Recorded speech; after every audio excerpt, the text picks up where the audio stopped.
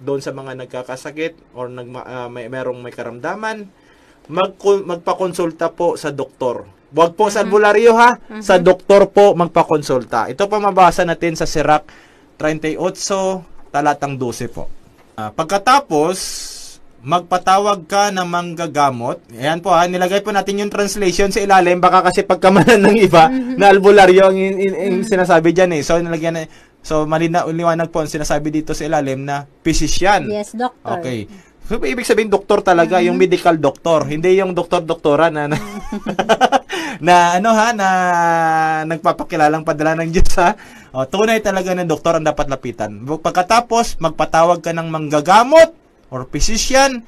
Ang Panginoon din ang may likha sa tungkuling iyan. Ibig sabihin, ginagamit talaga ng Diyos.